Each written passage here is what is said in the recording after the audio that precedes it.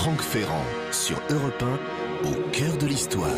Il y a 30 ans, jour pour jour, l'Europe et le monde étaient secoués par l'accident nucléaire de Tchernobyl en Ukraine. Franck Ferrand revient aujourd'hui sur cette catastrophe. Bonjour Franck. Bonjour Anissa, bonjour à tous. Pour revenir avec justesse et précision sur les événements de Tchernobyl, j'ai convié cet après-midi l'une des plus grandes expertes de la question, la journaliste d'origine russe Galia Ackerman, ainsi que notre consultant scientifique maison, le cher Alain Sirou. Et pour nous remettre dans l'état d'esprit de l'époque, je vous propose de commencer cette émission en revivant la catastrophe heure par heure. Et tout à l'heure, à la fin de l'émission, Franck vous répondra à la question d'Odile sur l'origine des pâtes alimentaires. Ça devrait détendre un peu l'atmosphère. Pour le moment, nous avons rendez-vous en Ukraine au tout dernier temps de l'Union soviétique.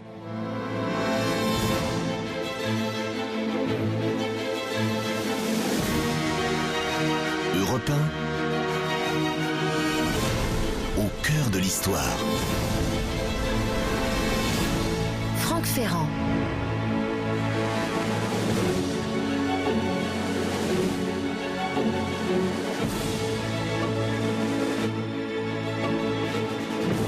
Une zone, et le terme n'est pas neutre, nous dira Galia Ackerman, une zone entourée de barbelés gardée par des policiers où l'on n'entre que muni d'autorisation spéciale et d'un guide du ministère des situations d'urgence, une zone où les seuls humains présents sont en tenue spéciale conçue pour résister à la radioactivité, une zone où des animaux, des loups, des sangliers, des renards errent au milieu de villages abandonnés, de décharges et de sites de stockage. Cet espace est une zone interdite, près de 2600 km² autour de la centrale nucléaire de Tchernobyl, dont le réacteur numéro 4 a donc explosé il y a 30 ans jour pour jour. À l'époque, l'Ukraine fait partie de l'Union soviétique qui a voulu croire et ne croit déjà plus tout à fait au modèle idéal d'une industrie parfaite. C'est ainsi qu'on présentait encore l'énergie atomique dans la Russie soviétique dans les années 1960. Pripyat, la ville où résident les ingénieurs et les ouvriers de la centrale, était censée symboliser justement ce progrès communiste. Mais bien avant le réacteur numéro 4, le bloc soviétique, si je puis dire, s'est déjà fissuré en cette année 1986. Et le tout nouveau, le tout jeune premier secrétaire du Parti communiste de l'Union soviétique, Mikhail Gorbatchev, a déjà lancé sa politique de transparence et de réforme. Alors nous allons aller respirer l'air de Pripyat en ce vendredi 25 avril 1986. La ville est située à moins de 3 km de la centrale atomique de Tchernobyl, à une centaine de kilomètres au nord de Kiev, donc en pleine République socialiste soviétique d'Ukraine. Pripyat, c'est une petite ville, c'est une ville, devrais-je dire, de 49 000 habitants, ville nouvelle, fondée en 1970 au bord d'un cours d'eau afin d'accueillir les employés de la centrale logés dans des appartements confortables. Vous connaissez tout ce système de logement, de faveurs qui pouvait exister dans l'Union soviétique. La ville possède des équipements de qualité, des jardins publics, une piscine et même un parc d'attractions qui, en cette année 1986, doit être inauguré et dont la grande roue et les autotamponneuses ont déjà été livrées. Les habitants de Pripyat peuvent également profiter des forêts alentours, très belles forêts où l'on fait des promenades.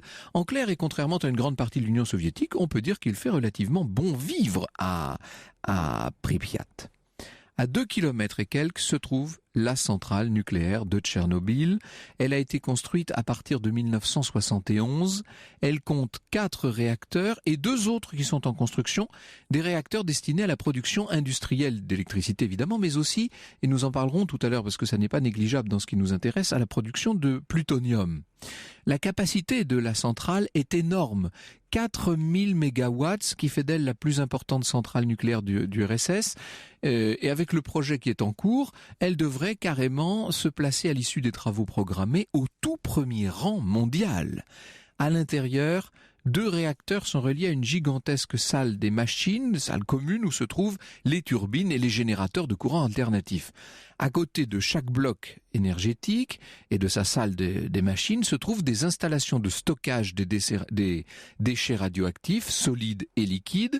Se trouve également tout un réseau de transformateurs, naturellement, des générateurs de réserve à diesel et des installations hydrauliques ainsi que des stations de pompage, des bâtiments administratifs, enfin une sorte d'unité, si vous voulez, d'unité autonome à côté de chacun de ces blocs. Nous sommes donc le 25 avril 1986 et il se trouve que ce jour-là, des travaux de maintenance doivent être réalisés à la centrale. Précisément, il s'agit d'un test de sécurité qui a pour objectif d'étudier l'utilisation de l'électricité résiduelle produite par la rotation des turbines et qui pourrait, se dit-on en cas de panne électrique générale, qui pourrait être utilisée. Alors, on va donc faire cet exercice. Pour ça, il faut arrêter le réacteur numéro 4, réacteur mis en service 3 ans auparavant. C'est un test qui n'est pas particulièrement dangereux, il a déjà été effectué dans le passé. Les équipes de la centrale n'ont d'ailleurs pas vraiment la tête à tout ça, disons-le. La plupart pensent surtout aux toutes prochaines vacances du 1er mai, qui sont très importantes en Union soviétique. À 14h, l'expérience commence. Le test, à ce moment-là, doit être reporté parce que on a constaté la défection d'une centrale sur le réseau électrique et donc le réacteur numéro 4 doit continuer à fournir de l'électricité pour remplacer cette centrale défectueuse jusqu'à la fin de la journée. Ce qui veut dire qu'il est tard, il est même très tard, ce 25 avril, il est 23 heures passées lorsque l'expérience commence vraiment. 23 heures passées, or à minuit, on change d'équipe. Déjà, ça commence mal, si je puis dire. Une nouvelle équipe prend la relève. Son chef s'appelle Alexandre Akimov. Il se trouve à la tête d'environ 200 collaborateurs qui vont donc travailler en service de nuit. Ce que personne ne sait à ce moment-là, c'est que le fonctionnement du réacteur à basse tension a modifié ses propriétés physiques. Nous verrons tout à l'heure avec... c'était très intéressant et agréable tout à l'heure dans le couloir. Alain Sirou m'expliquait exactement ce qui s'est passé, parce que pour tout vous dire, je n'avais pas parfaitement saisi la situation. Il nous le réexpliquera tout à l'heure, je vous le promets. Toujours est-il que on sait d'ores et déjà qu'un point chaud s'est formé au cœur du réacteur.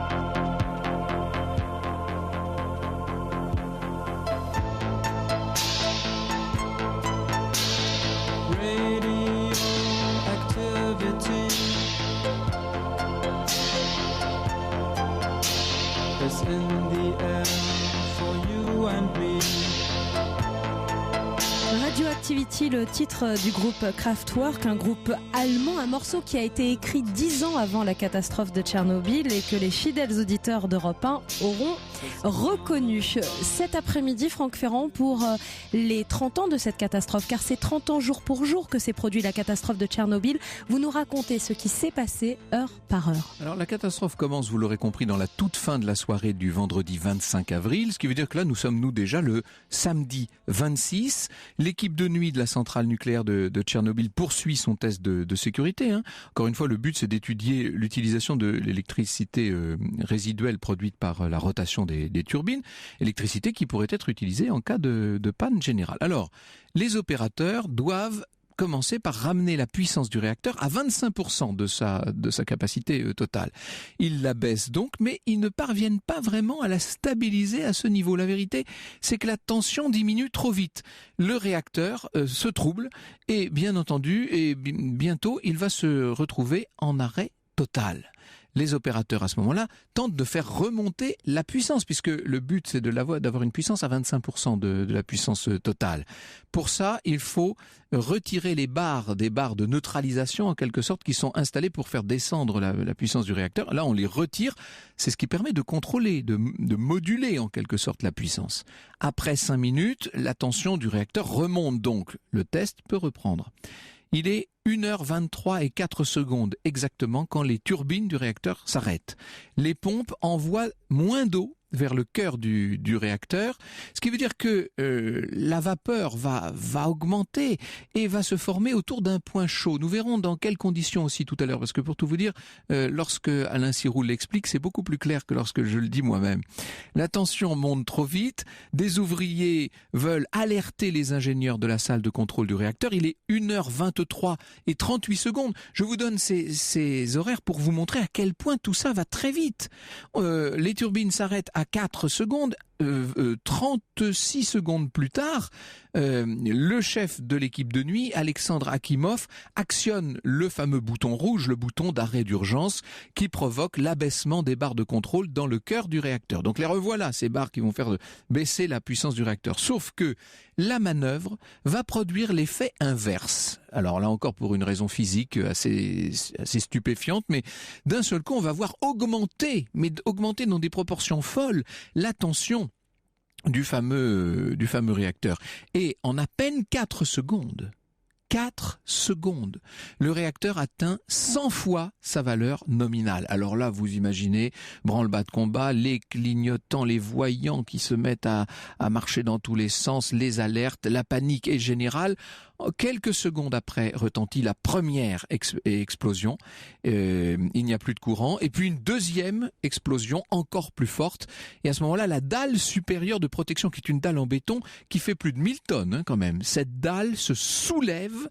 Elle n'est pas protégée par une enceinte de confinement. À l'intérieur de la centrale, certains ouvriers sont déjà brûlés vifs. Voilà ce que nous dit Galia Ackerman. Une boule d'énergie électrique mesurant près de 7 mètres de diamètre et 3 mètres de hauteur a surgi dans le tiers supérieur de la zone active du réacteur. Près de 50 tonnes de combustible nucléaire sont alors évaporées sous l'impact de cette boule et ont été projetées dans l'atmosphère à une hauteur variant de 1 à 11 km. C'est cette masse qui a formé le fameux nuage de Tchernobyl. De cette fumée lourde, nauséabonde, s'échappe de l'iode, du plutonium, du césium, l'équivalent de 10 fois la teneur de la bombe d'Hiroshima. Vous imaginez l'ampleur de cette catastrophe. Du fait de l'explosion et de la poussière radioactive, les forêts des alentours de Pripyat, essentiellement composées de pins et de bouleaux, ces forêts se mettent à scintiller dans la nuit noire. Pendant ce temps, à l'intérieur de la centrale, les ouvriers sont piégés par l'épaisse fumée à l'odeur métallique. Ils sont piégés par l'obscurité, puisque je vous dis que dès la première explosion, tout s'est arrêté. Certains commencent à vomir, ça ce sont les premiers signes de la radiation. Or, l'incendie menace à présent les autres réacteurs. Près de 30 pompiers se rendent sur place de toute urgence. Leurs protections contre la radioactivité sont vraiment tout à fait rudimentaires. À 2h30 du matin, donc on est là plus d'une heure maintenant, 1h07 après l'explosion, le directeur de la centrale, qui s'appelle Bryukhanov, va se présenter. 1h30 plus tard arrive l'ingénieur en chef Formin. Voyez alors là, par contre, là, ça va plus vite du tout. C'est-à-dire que les réactions humaines ne sont pas à la mesure de la rapidité des phénomènes physiques. Ça, c'est le moins qu'on puisse dire. La plupart des récits affirment que l'incendie de la centrale est maîtrisé à 5h du matin, mais il a sans doute fallu beaucoup plus de temps en vérité pour venir à bout des flammes. Le 26 avril, lorsque le jour se lève, alors qu'une fumée épaisse s'échappe de la centrale, un premier rapport est envoyé à Moscou.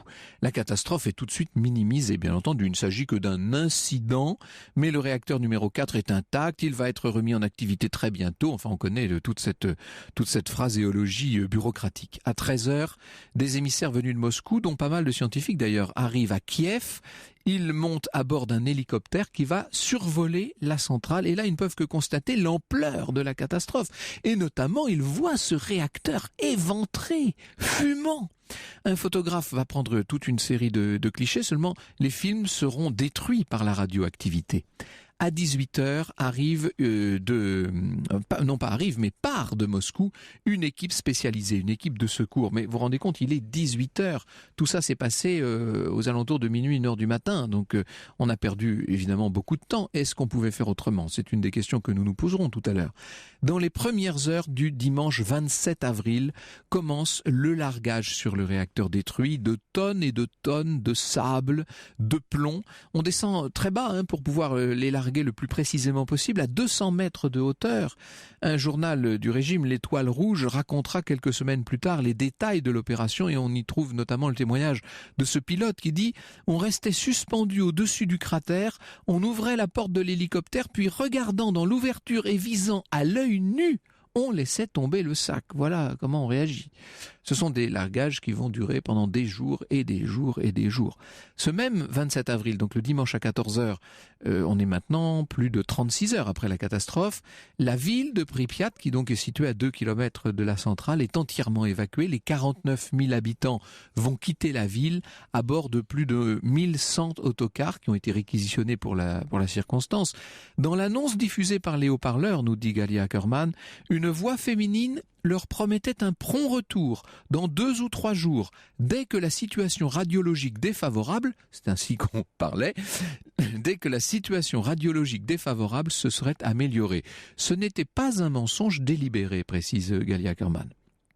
Pourtant, l'air de la ville est largement saturé d'iode radioactif et de plutonium, mais comme les habitants de Pripyat n'emportent quasiment rien avec eux, l'évacuation se fait très rapidement en direction d'un certain nombre de localités alentours.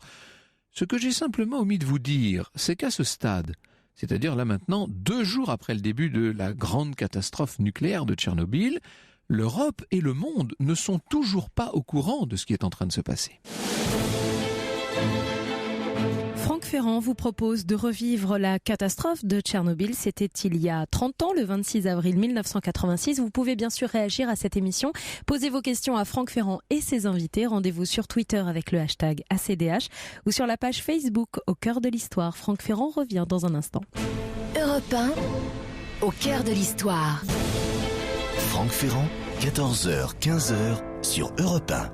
C'était le 26 avril 1986, la catastrophe nucléaire de Tchernobyl. Alors, Franck Ferrand, il y a un instant, vous venez de nous faire revivre cette catastrophe minute par minute, étape par étape, mais le monde n'est toujours pas au courant. Non. Et c'est seulement au matin du lundi 28 avril que la Suède donne l'alerte à propos d'un taux de radioactivité en Europe du Nord anormalement élevé. Une dépêche de l'agence Reuters relaie l'information, mais cette dépêche ne précise pas l'origine du taux anormal de radioactivité dans l'atmosphère, puisqu'on ne la connaît pas à l'époque. À 13h, les choses se précisent un peu, puisque l'agence France Presse, l'AFP, relaie une dépêche de l'agence soviétique TASS sur un accident survenu à la centrale nucléaire de Tchernobyl, mais sans préciser la date. Des soins ont été prodigués aux victimes. Voilà ce qu'annonce la dépêche. Le soir, un premier communiqué venu de Moscou parle de la catastrophe et la Pravda d'Ukraine, enfin je devrais dire l'édition ukrainienne de la Pravda, reproduit ce communiqué le lendemain, mais en ayant pris soin d'en retrancher les 2 premières phrases, celles qui font état des victimes et qui annoncent la création d'une commission gouvernementale. N'affolons pas les populations, n'est-ce pas ? Ce n'est que le 29 avril, donc après 3 jours, que la presse occidentale parle enfin d'une grande catastrophe, d'une grave catastrophe, et ce soir-là, le soir du 29 avril, le sujet fait l'ouverture des journaux de 20h en Europe. Les autorités soviétiques ne veulent surtout pas parler de la catastrophe, d'où un certain nombre d'approximations et de mensonges. Le 1er mai, les défilés de la fête du travail, les grands défilés soviétiques, vous savez, sont tout à fait maintenus, notamment à Kiev, qui quand même est situé à une centaine de kilomètres seulement de Tchernobyl. Le lendemain, les agences annoncent que l'incendie est éteint, et c'est des États-Unis que vient l'essentiel des nouvelles dont on dispose. La CIA parle à ce moment-là de 2 à 3 000 morts. Le 3 mai, le bilan officiel est toujours le même, 2 morts et 197 personnes hospitalisées. Les autorités soviétiques assurent que la vie a repris son cours à Kiev et que, en gros, tout va bien. Le 4 mai, les habitants de Tchernobyl sont enfin évacués. On dirait mieux vaut tard que jamais. De même que ceux des villages situés dans un rayon de 30 km autour de la centrale. On avait évacué tôt les habitants de Pripyat, mais les habitants des villages beaucoup plus anciens qui se trouvaient à Tchernobyl et aux alentours ne sont donc évacués que le 4 mai. En tout, 48 villages ukrainiens, soit près de 24 000 personnes au total. Ce n'est pas simple d'évacuer tout ce monde-là. Il faut également évacuer tout ce qu'il y a, le bétail, etc. Cette seconde évacuation va prendre 5 jours. La panique donne lieu à toutes sortes de rumeurs, selon lesquelles, par exemple, la vodka et le vin blanc seraient recommandés contre les radiations. On y viendra tout à l'heure, bien sûr. Le pouvoir retient toujours l'information et le 5 mai, le chef du Parti communiste de Moscou, Boris Yeltsin, parle d'une erreur humaine pour expliquer la catastrophe. Au même moment, à Washington, le président américain Ronald Reagan déclare « Les soviétiques doivent une explication au monde, un compte-rendu complet de ce qui s'est passé à Tchernobyl ». Le lendemain, 6 mai, est organisée la première conférence de presse depuis l'accident. Des officiels prennent place devant une forêt de micros pour répondre aux questions des journalistes soviétiques, mais aussi des journalistes étrangers. Le ministre de la Santé parle toujours de 2 morts, mais le nombre de personnes hospitalisées a été revu à la hausse. 204, dont 18 dans un état grave, annonce le ministre. Boris Yeltsin garantit qu'il n'y a plus de fuites radioactives et que 49 000 personnes ont été évacuées. Quant à Mikhail Gorbatchev, eh bien lui ne parle toujours pas, puisqu'il attendra pour s'exprimer le 14 mai. Pendant ce temps, à Kiev, on demande à la population de sortir le moins possible, de fermer soigneusement les fenêtres, de laver à grande eau les planchers pour éliminer les poussières radioactives. Des distributions d'iode commencent. Il est interdit de boire l'eau de la ville, évidemment. Kiev devient une sorte de ville morte, alors que des envoyés spéciaux de l'agence TASS affirment que la capitale de l'Ukraine est en pleine activité, que les théâtres et les salles de concert sont combles comme si de rien n'était. Le 10 mai 1986, après 15 jours de largage de sable et de plomb, les rejets radioactifs sont enfin maîtrisés. Commence la période de nettoyage, de décontamination et la fameuse construction du sarcophage sur le réacteur détruit. De mai à novembre, donc ça va prendre 6 mois cette affaire, on va voir 600 000 hommes, alors en rotation bien entendu, mobilisés pour cette entreprise extraordinaire. Il s'agit de liquidateurs, si l'on peut dire, venus d'Ukraine, de Biélorussie, de Lettonie, de Lituanie, de Russie bien sûr. Parmi eux des militaires, des appelés du contingent, des constructeurs de métro de Kiev et de Moscou, des équipes médicales, des équipes de nettoyage, etc. Vêtus de tabliers de plomb de 35 kilos censés protéger leur moelle épinière des radiations. On leur donne de la vodka pour les motiver et certains n'ont pas le droit de rester plus de 45 secondes à la fois sur le chantier pour éviter les radiations. Donc on imagine, ce sont des conditions qui sont tellement différentes de tout ce qu'on a pu vivre dans tant et tant d'autres technologies. Des pompiers, des miliciens, des agents de police et de la circulation veillent à empêcher les vols et ils interdisent à certaines personnes d'aller évidemment dans la zone interdite. Des mineurs doivent quant à eux creuser un tunnel de 170 mètres de long sous le réacteur pour installer un coussin de béton, parce que c'est pas le tout de faire le sarcophage par-dessus. Il y a ce coussin de béton souterrain qui doit empêcher les substances de s'enfoncer dans la terre et d'atteindre les nappes phréatiques où elles causeraient des dégâts irrémédiables. Entre-temps, le directeur de la centrale et certains de ses adjoints ont été limogés. Ils devront s'expliquer devant la justice soviétique. De cela aussi, nous parlerons tout à l'heure. Au total, 116 000 personnes sont évacuées en 1986. 116 000 personnes dans une zone de 30 km autour de la centrale, qui aujourd'hui est toujours la fameuse zone d'exclusion. Et à l'heure où je vous parle, dites-vous que près de 8 millions de personnes, dont 2 millions d'enfants, vivent encore sur les 160 000 km² de terre contaminée en Ukraine, en Biélorussie et en Russie. Bonjour Galia Ackerman. Bonjour. Merci beaucoup d'être avec nous. Je suis ravi aussi qu'Alain Sirou soit des nôtres. Vous avez compris pourquoi. Je ne suis pas très doué en physique en général, alors la physique nucléaire. Europe 1, au cœur de l'histoire. Franck Ferrand, 14h, 15h sur Europe 1. Et aujourd'hui, l'émission sur Europe 1 est consacrée à la catastrophe nucléaire de Tchernobyl qui s'est déroulée il y a 30 ans jour pour jour. Franck Ferrand, vous recevez 2 invités pour en parler aujourd'hui. Galia Ackerman, essayiste, journaliste et traductrice, auteur de Traversée Tchernobyl, paru il y a quelques semaines chez Premier Parallèle. Et Alain Sirou, consultant scientifique d'Europe 1, directeur de la rédaction du magazine Ciel et Espace. Alors il faut que vous nous racontiez, Galia Ackerman, comment vous en êtes venu à vous intéresser à ce sujet de Tchernobyl auquel vous avez maintenant consacré 3 ouvrages.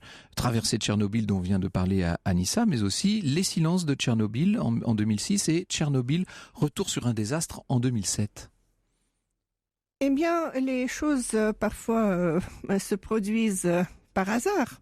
En tout cas, j'ai commencé à m'occuper de Tchernobyl parce que j'ai traduit l'ouvrage que tout le monde connaît aujourd'hui, La supplication de Svetlana Alexievitch. Et c'est un livre qui m'a beaucoup touchée et surtout, j'ai participé avec Svetlana à la promotion de cet ouvrage, ce qui m'a permis de rencontrer plusieurs personnes qui s'intéressent à Tchernobyl. Des scientifiques qui étaient venus en France, ukrainiens et biélorusses, des artistes aussi, des penseurs comme Paul Virilio, etc. Et donc, je me suis laissée entraîner dans ce sujet. J'ai commencé à aller moi-même dans les zones contaminées, à rencontrer des gens, à voir ce qui arrive à la population qui habite dans les zones contaminées. Et je vous assure que c'est pas un spectacle très réjouissant. Alors justement, il y a 3 aspects, en quelque sorte, dès qu'on parle de Tchernobyl.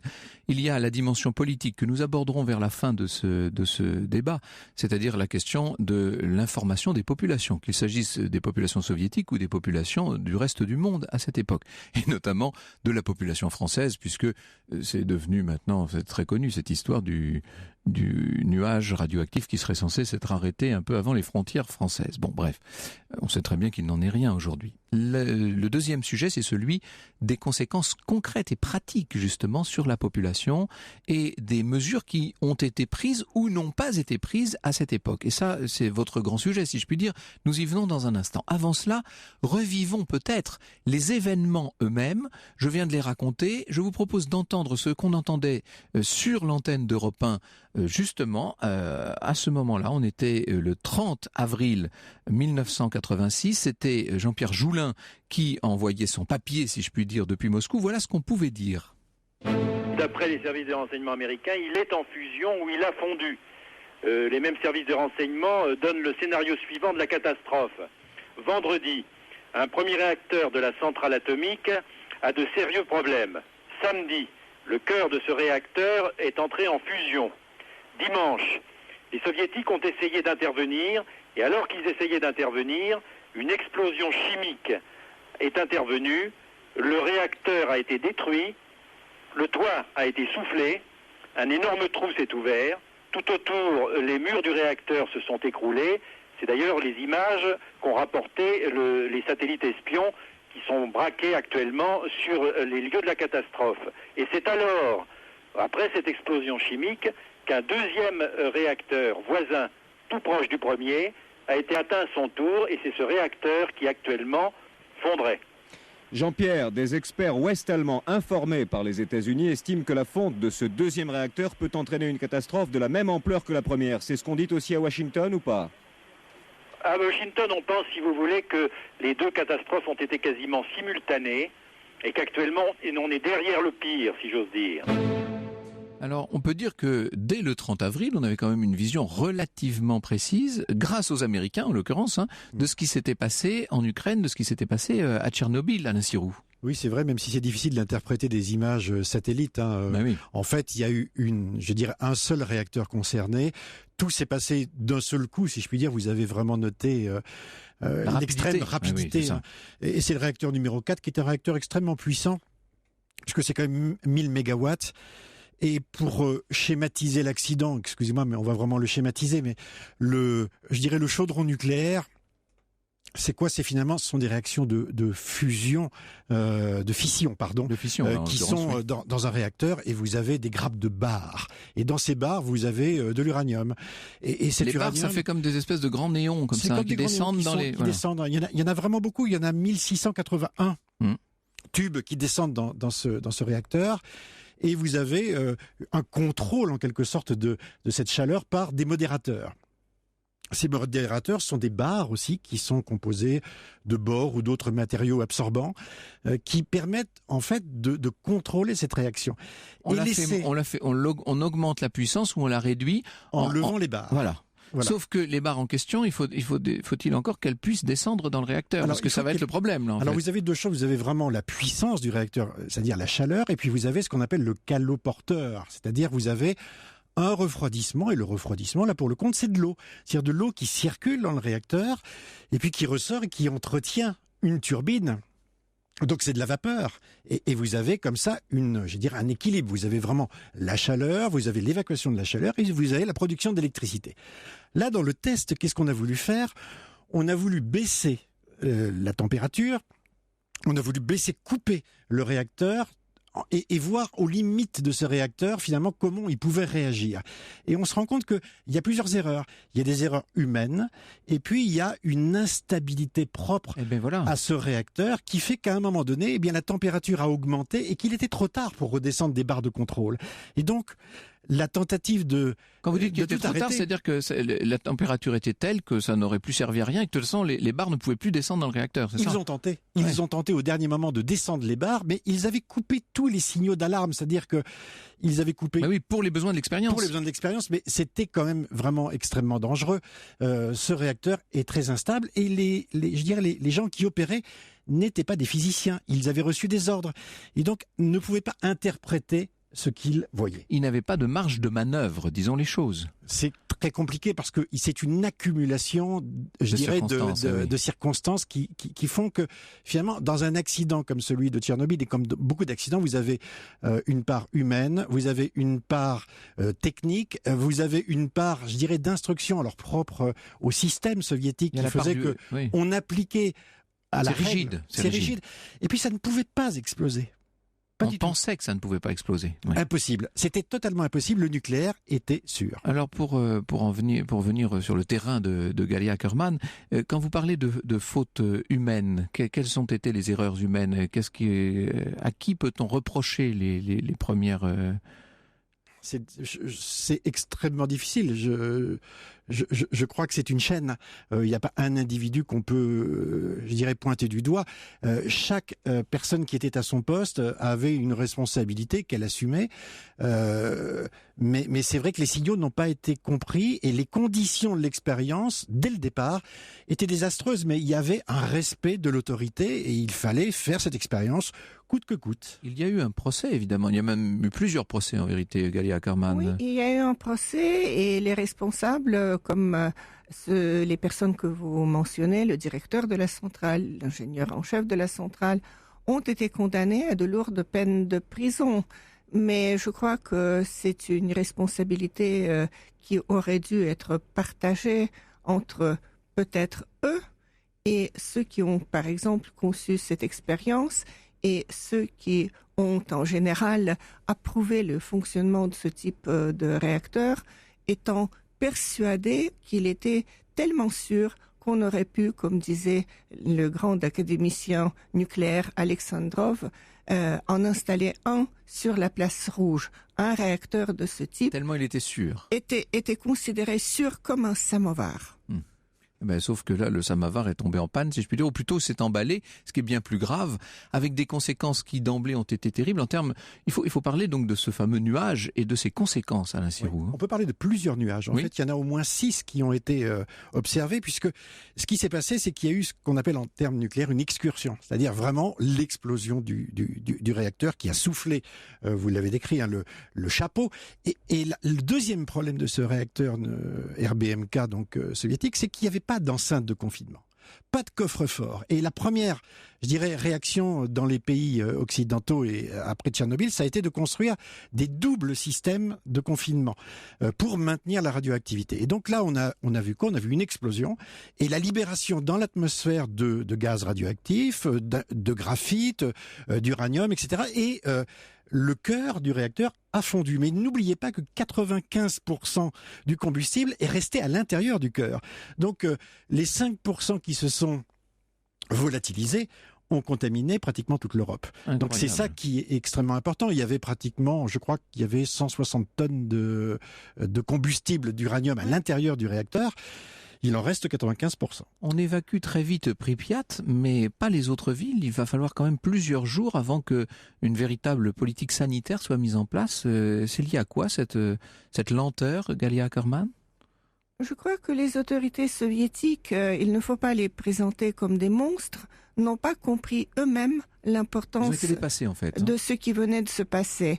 En fait, vous savez, il n'y avait pas de dosimètre, il n'y avait pas d'instrument même pour mesurer la radioactivité. Il fallait, comme vous l'avez dit, faire des survols de ce réacteur détruit et fumant pour se rendre compte qu'il était détruit, parce que la direction de la centrale, au début, n'a même pas cru que c'était possible, la destruction du réacteur.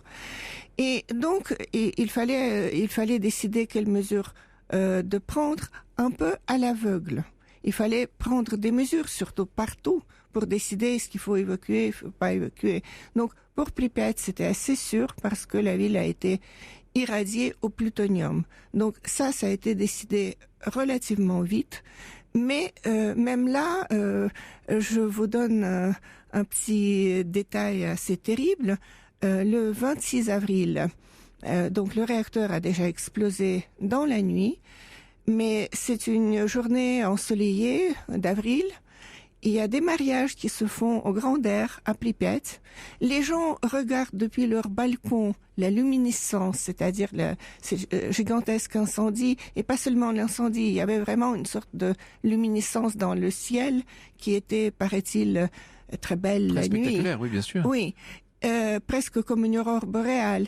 Il y avait des gens qui ont pêché, et même à cette occasion, pour calmer la population, parce que bien sûr les bruits ont couru depuis le petit matin, on a mis en route cette grande roue qui est visible sur toutes les photos de Pripyat. C'était le seul jour où cette grande roue a fonctionné, et donc tous ces enfants au grand air, sous ce qu'on appelle le bronzage nucléaire, se sont amusés sur la grande roue. Alors justement, quelles ont été les victimes directes et indirectes de cette catastrophe de Tchernobyl? C'est ce que nous allons voir dans un instant. Europe 1, au cœur de l'histoire.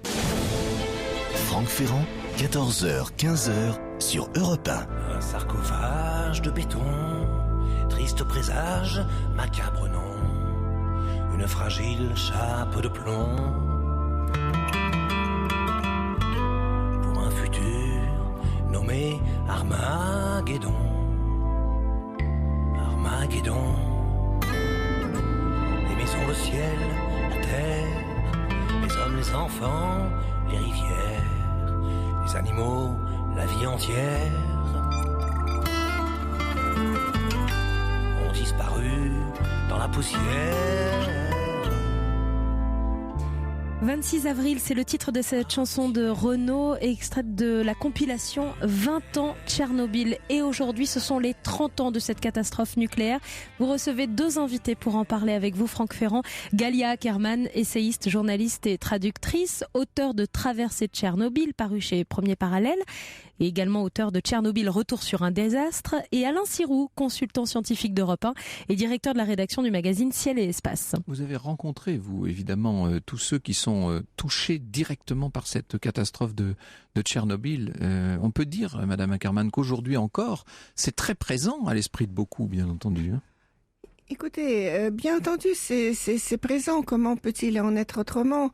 Vous avez parlé de 600 000 liquidateurs qui ont participé aux travaux de nettoyage et remise en marche de la centrale, parce que il y avait cet objectif purement communiste. L'homme soviétique devait vaincre l'atome, comme on disait à l'époque, et donc il y avait cet objectif prioritaire et totalement fou, je dirais, de remettre rapidement en marche la centrale sinistrée. Donc c'est 600 000 seulement la première année, mais sur 5 ans, parce que les travaux ont continué pratiquement jusqu'à la fin. Un roulement considérable, donc des populations entières ont été concernées. Voilà, donc au total c'est 1 million de personnes. Si on considère tout le monde qui a travaillé dans cette zone pendant ces 5 ans, 1 million de personnes. De ces 1 million de personnes, une grande partie sont des Ukrainiens, mais aussi, comme vous l'avez dit, les gens qui sont venus des 4 coins de l'Union soviétique. Pour la plupart, ce n'étaient pas des volontaires. Il ne faut pas exagérer quand même cet esprit de sacrifice du peuple soviétique. Il faut dire que près de la moitié, c'était l'armée, c'est-à-dire les conscrits ou les militaires professionnels qui étaient bien obligés d'y aller, y compris les soi-disant troupes chimiques qui s'occupaient surtout de la décontamination. Mais il y avait aussi chaque ministère et chaque grande usine ont envoyé des gens à Tchernobyl en mission. Et à l'époque soviétique, on ne pouvait pas refuser une mission parce que il y avait ces soi-disant livrets de travail. On consignait chaque poste que la personne occupait avec des appréciations. Et donc, si la personne refusait, elle n'aurait plus jamais eu de travail. Donc, les gens étaient bien obligés d'y aller. Et ils ont vécu dans des conditions horribles. Il y avait des gens qui ont travaillé à des endroits extrêmement dangereux, comme ce que vous avez mentionné, le toit du réacteur adjacent, du troisième réacteur, qui a été jonché de débris du combustible nucléaire, et que les gens, pratiquement avec une tenue de protection qui ne valait pas grand-chose, pas tout à fait, mais enfin, oui. presque à main nue, à l'appel, on le voit dans plusieurs documentaires, ramasser à l'appel quelques débris et couraient avec leurs feuilles de plomb, qui sorte de tablier de plomb qu'ils portaient, donc parce que il était très dangereux de rester sur le toit plus de 45 secondes. C'est incroyable. Maintenant, c'était des gens en bonne santé à l'époque. On prenait des gens de 30-40 ans. Quelles ont été les conséquences? Est-ce qu'on a une idée du bilan sanitaire? C'est très difficile à dire. Je vais vous expliquer pourquoi. D'une part, on interdisait aux médecins, ça c'était encore le système soviétique, d'établir le lien direct entre le niveau d'irradiation et des pathologies.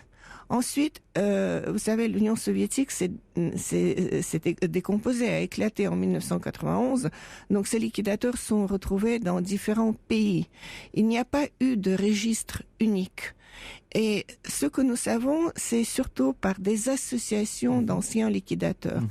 Donc on évalue qu'il y a à peu près sur ce million, à peu près 100 000 personnes qui sont mortes. Maintenant, je ne saurais pas vous dire que 100 000 sont directement morts. Décédés des conséquences, oui, bien sûr. Oui, mais on sait aussi que la plupart de ces gens sont malades, qu'ils ont toutes sortes de pathologies de santé, non seulement des cancers, mais aussi des maladies cardiaques. C'était aussi un énorme stress. Donc il y a des maladies neurologiques très présentes parmi les liquidateurs. Il y a une dimension politique évidente de cet événement, Alain Sirou. On a beaucoup employé le mot soviétique depuis le début de cette émission, et pour cause.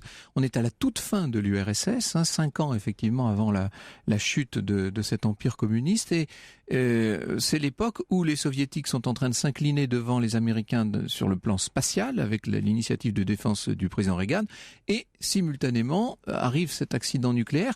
On a envie de dire que les deux grands piliers de la science soviétique s'effondrent en même temps. C'est très marquant parce que je dirais ça m'a vraiment marqué en lisant le livre de Madame Ackerman. C'est aussi bien l'atome que l'espace sont des constituants forts du soviétisme. C'est-à-dire, c'est le cosmonaute Gagarine, c'est le premier cosmonaute de l'humanité, propagandiste évidemment, et c'est Lénine avec l'électrification générale de l'URSS. Alors, ces deux piliers-là ont les mêmes racines et en même temps le même comportement. Vous trouvez des villes secrètes, tout est caché. Et vous avez vraiment une omerta profonde sur ces deux piliers du soviétisme. Il y avait d'ailleurs beaucoup d'accidents nucléaires en Union soviétique. Il y en a eu beaucoup. C'est difficile encore aujourd'hui de faire le recensement, mais on connaît surtout celui de Kyshtym qui a été extrêmement important. On a bien vu à quel point les autorités locales ne voulaient pas communiquer. Il a fallu du temps aux autres, si je puis dire, pour communiquer. Et on a vu en France un certain nombre de spécialistes essayer de nous rassurer à toute force. Voilà, par exemple, au micro de Benoît Duquesne, donc sur Europe 1, ce que déclarait le professeur Lafuma. On est le 3 mai 1986. Les deux morts sont des gens qui sont morts dans un délai très court, très probablement victimes soit ébouillantés par la vapeur, soit morts dans une explosion, brûlés ou atteints par des projectiles. Bon, les autres blessés, le nombre de 180 n'est pas choquant, car dans une centrale nucléaire travaillent 200-300 personnes, et en même temps 18 dans un état grave. Ça ne veut pas dire que la gravité de l'état soit due à l'irradiation. Ça peut être aussi des gens qui ont eu des blessures. Il est possible qu'il y a quand même une dose d'irradiation en plus, mais il n'y a aucune raison de suspecter ce bilan. Les 2000 morts dans la population tels que les ont annoncés les Américains, très franchement, ça je ne crois pas. Alors évidemment, il faut faire la part du fameux lobby nucléaire, hein, mais on a essayé aussi en Occident de minimiser les choses. Et alors il y a l'affaire du fameux nuage qui se serait arrêté aux frontières. Il faut en dire un mot, Alain Sirou. Oui, ça concerne autant les météorologistes que les physiciens. Oui, puis c'est une autre époque, 1986. Il n'y a pas Internet, il n'y a pas les réseaux sociaux. La télévision donne la doxa. C'est une catastrophe qui s'est passée ailleurs. L'Union soviétique est extrêmement fermée toujours. Ce qui est extraordinaire, c'est qu'il n'y a pas du tout d'observateurs autres que par satellite pour voir ce qui se passe. Donc, dans un pays qui est sans doute celui qui va devenir le plus nucléarisé du monde, c'est-à-dire la France, il y a nécessité et obligation de rassurer et de dire que finalement, il n'y a pas de raison d'être inquiet.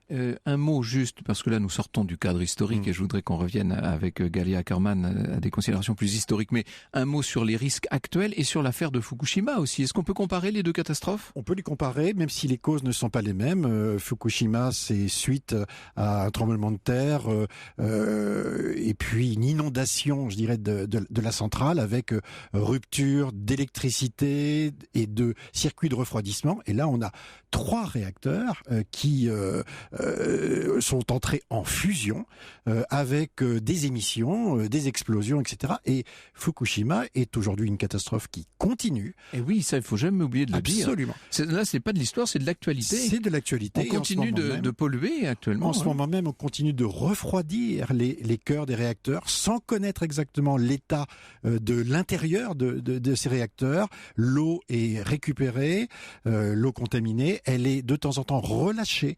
dans l'océan. Et aujourd'hui, même s'il n'y a plus, je dirais, de risque d'explosion à Fukushima, en tout cas avéré, on a remarqué 2 choses. D'abord, l'opérateur TEPCO qui a menti en continu et qui cache des informations régulièrement.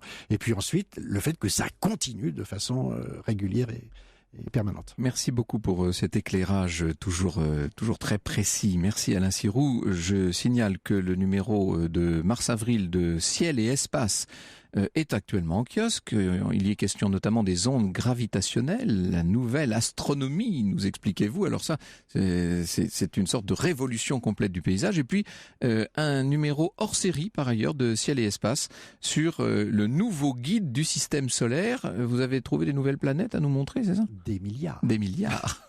Alors, juste un mot, parce que malheureusement, nous n'avons plus beaucoup de temps, Galia Ackerman. Il faut expliquer qu'aujourd'hui, cette zone de Tchernobyl n'est pas déserte comme on pourrait l'imaginer. Des gens y vivent, soit parce qu'ils y sont contraints, soit parce qu'ils l'ont choisi. Il y a une présence humaine et une souffrance dans cette zone de Tchernobyl. C'est ce que vous nous expliquez avec beaucoup de sensibilité. Oui, la zone interdite fait 2600 km². Il y a quelques centaines de vieilles personnes qui ont choisi de revenir dans cette zone malgré l'interdiction formelle d'y habiter, simplement parce qu'ils sont attachés à leurs racines, à leur maison, à leur terre. C'est la psychologie paysanne traditionnelle. Mais en plus, il y a à peu près 10 000 personnes qui travaillent dans cette zone et qui y habitent par intermittence, c'est-à-dire, disons, ils travaillent 4 jours par semaine et habitent ces jours-là, ils dorment la nuit sur place et ils partent pour 3 jours chez eux. Et de quoi ces gens s'occupent ? Eh bien, en clair, ils nous préservent des conséquences de Tchernobyl, parce que ce sont des forestiers, ce sont des gens qui prennent des mesures de radiation dans l'air, dans les sols, etc. Ce sont des ingénieurs qui continuent à s'occuper de sites de stockage, ce sont des forestiers qui nous protègent d'incendies, en s'occupant des forêts, etc. C'est-à-dire, ce sont nos anges gardiens. Les anges gardiens et, en quelque sorte, pour certains des héros, toutes les catastrophes humaines ont vu émerger de grands destins. Il y a des héros de Tchernobyl, comme il y en a eu à Lisbonne en 1755, par exemple. Pour les connaître et pour prendre la mesure de leur travail, je ne peux que renvoyer à vos ouvrages, et notamment au dernier, Traverser Tchernobyl, aux éditions Premier Parallèle. Merci beaucoup, Galia Ackerman. Dans un instant sur Europe 1, les origines des pâtes alimentaires.